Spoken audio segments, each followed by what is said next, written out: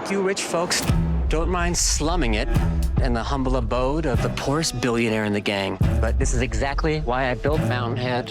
Look at this place, Soups. Thank you. No, I just said look at it. No compliment implied. Simply look at it. Here we go. All right.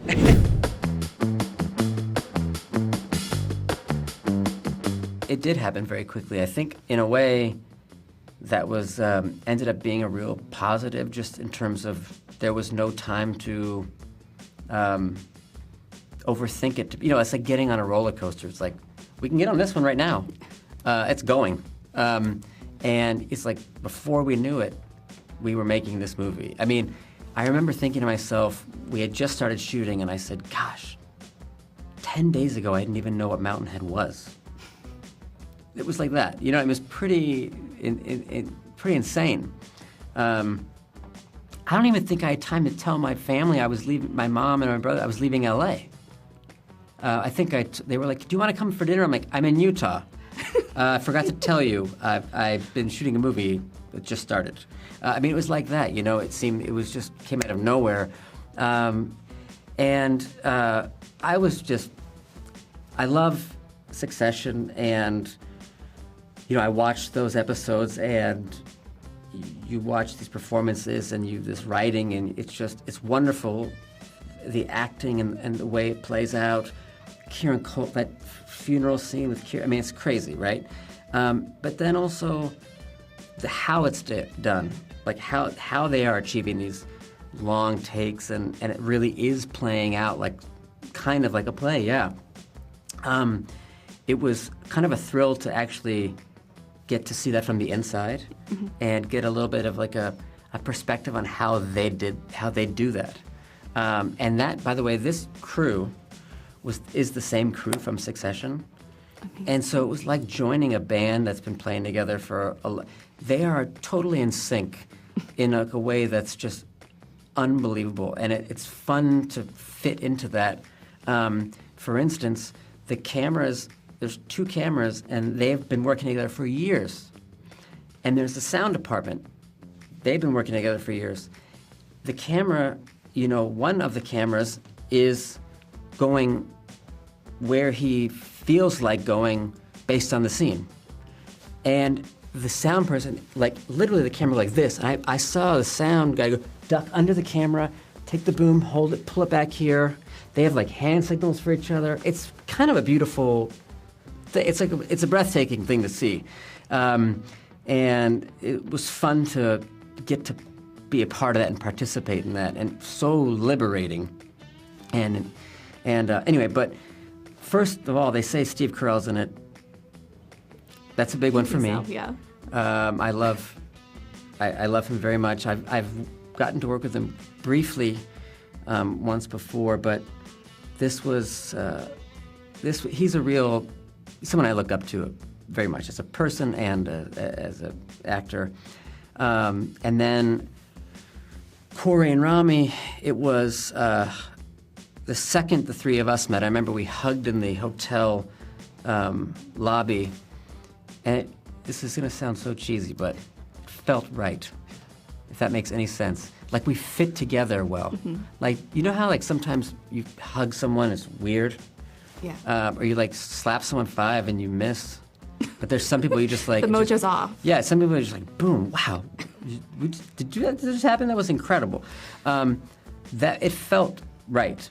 And then, you know, I think, and also maybe it's silly and we never wanted to make Steve uncomfortable or anything, but I think the 3 of us were like, can you believe we're working with Steve Carell?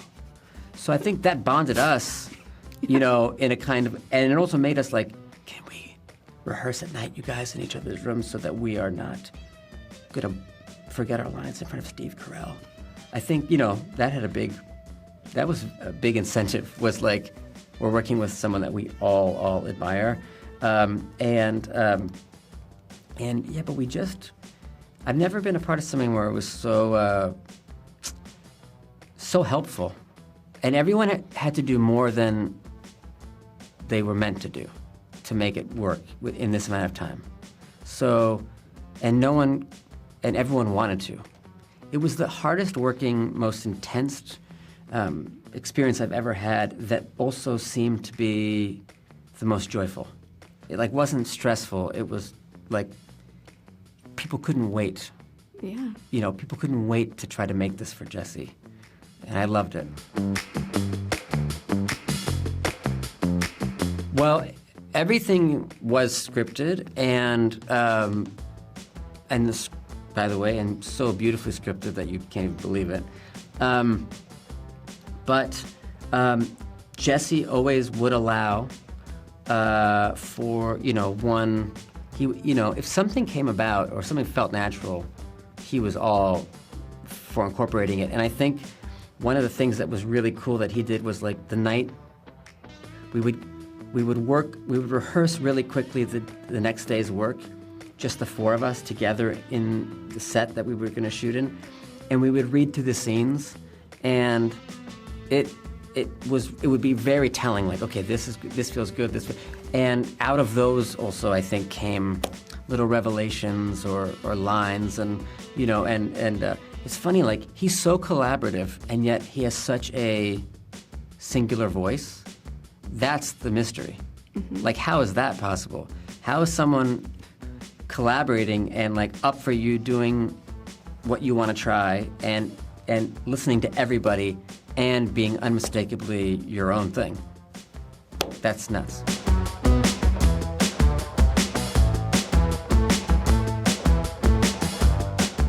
I think honestly we were all really looking forward to that section of the film.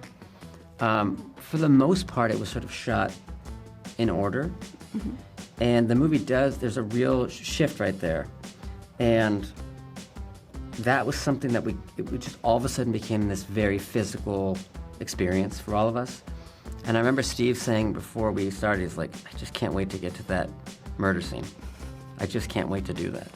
And there was something just insane about it. Like, as much as you're faking it,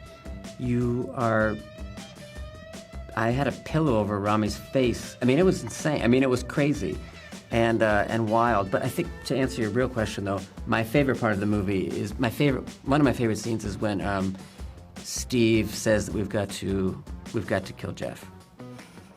I love that scene. I think Steve's amazing in it, and Corey's bizarre and unhinged. And my favorite one little line in the movie is early on in the film when Steve Carell's talking about being ill, and he says, I'm paraphrasing, but all the technology that we have and you can't fix one piece of gristle inside of me. And that's just like, that's a killer. And it's the way he says it, and the word gristle, it's mind-blowing.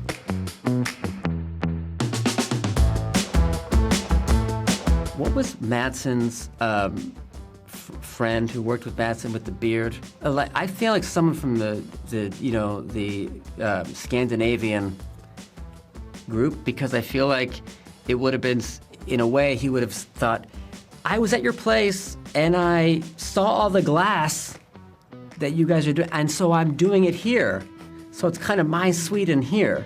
I'd love you to come take a look at it. It's very Scandinavian, and you'll feel right at home here. And so come on in and just bring your friends, and I want you to be happy. So let me know if there's any food I can give you to make it feel authentic. There's a lot that he would want to do for a foreigner.